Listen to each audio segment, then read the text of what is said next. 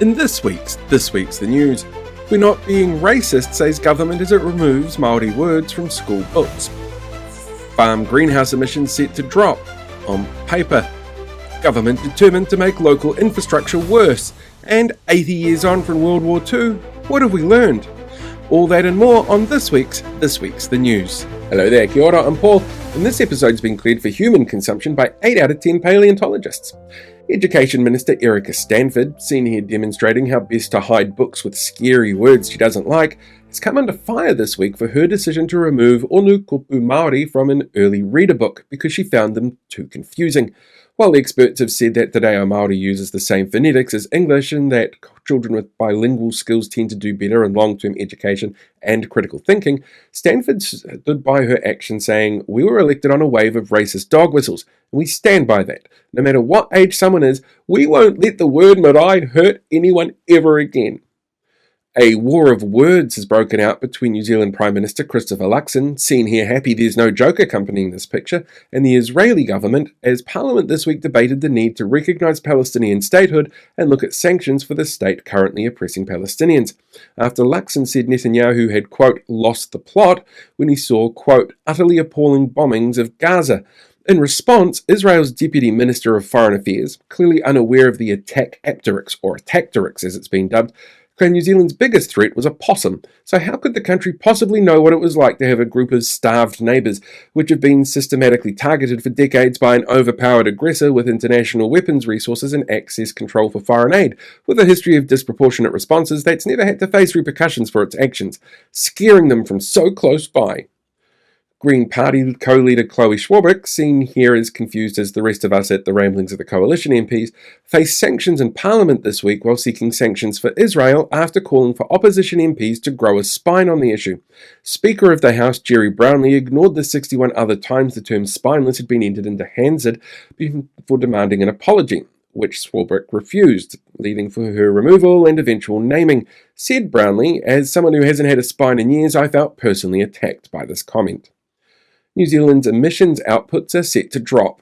On paper, as new emissions reporting laws come into effect that mean 3 of the 5 largest emitters in the country no longer have to report on the topic after the government changed compulsory reporting for the farming sector, which means the companies responsible for half of all our emissions no longer need to report, said Environment Minister Penny Simmons, seen here wondering if she had heard that right, that she's the Environment Minister.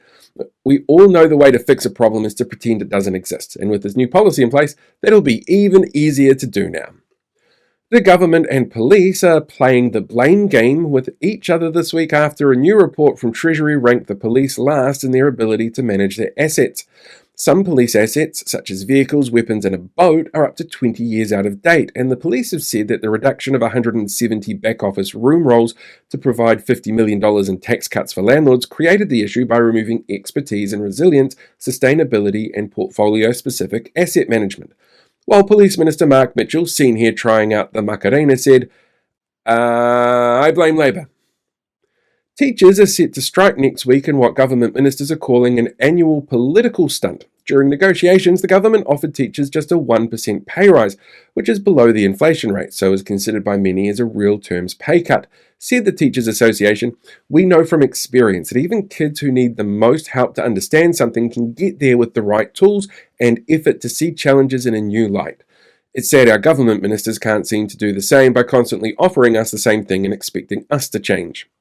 Nurses are also set to strike again next week with another below-inflation pay offer. Health Minister Simeon Brown, seen here about to drop the worst rap album of 2025, has claimed that this is using patients as a bargaining tool, while nurses have pointed out that the government is threatening patients as a bargaining tool. Local Government Minister Simon Watts, seen here standing in front of all the books he thinks local libraries should be budgeted to buy in the future, says he's close to finishing his work on new rules that would force councils to instigate rate caps in a move experts have called about as stupid as it's possible to get if you want local government to do its job. Restricted income options for councils amid a growth phase the country is currently seeing will limit the ability of councils to provide for that growth while maintaining core services and facilities. said what's of the change, sure, we canned Three Waters without an alternative, which drove up costs for councils, and international inflation rates on infrastructure costs have skyrocketed over the past decade, up to 10 times that of domestic inflation. But whoever funds the taxpayer union seems to think this is a good idea, and who are we to argue with that logic? Australian Prime Minister Anthony Albanese, seen here wondering when we elected Dr. Evil as Prime Minister, visited Queenstown this week for the annual meeting between leaders of our two countries. The event was considered a masterclass in awkwardness, from Luxon's aborted hongi to hug transition, staged media stand-ups where only 6 pre-selected questions were asked, a $27,000 helicopter trip up a snow-covered mountain to have an uncomfortable conversation about pavlova that Australian media weren't given access to, and closing down the luge for half an hour so Luxon could go for a ride.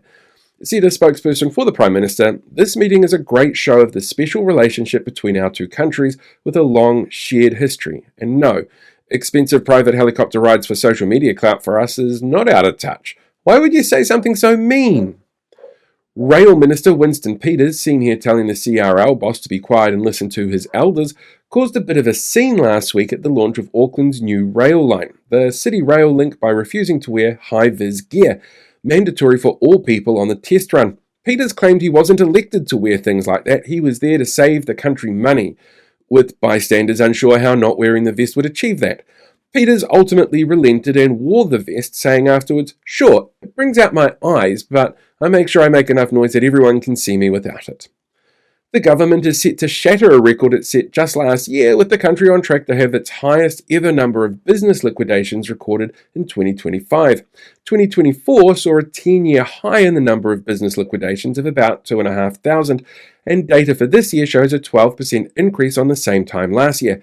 According to financial experts, the most hard-hit industries have been construction and hospitality, driven by a massive reduction in builds as the government cancelled a number of planned housing projects, and economic woes caused by rising affordability issues, high unemployment rates, large-scale migration away from the country, and high interest rates.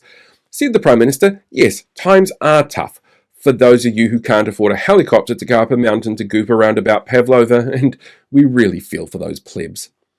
The public has been advised to not collect or consume shellfish from the Bay of Plenty coast between Whakatane and Mount Maunganui due to the presence of a toxin which may cause the shellfish to become poisonous. A New Zealand food safety spokesperson has said they believe cooking the shellfish would not remove the risk.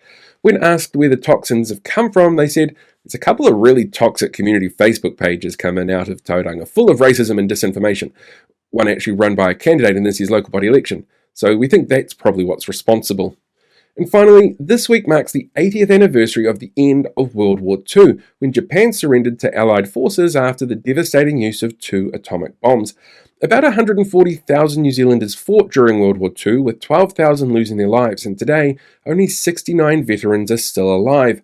A spokesperson for the Veterans Affairs Office has said, "It's an important day for us to all mark, to remember the human cost of fighting fascism and tyranny across the globe, and to commemorate all that we've lost. And we still believe the best thing you can do is punch a fucking Nazi in the face when you get the chance. It's just unfortunate that the number of chances you get seems to be increasing lately." Right, and that's it for this week's The News. Thanks again for tuning in and for all the support during the week. Live long, prosper, and we'll catch you all next time.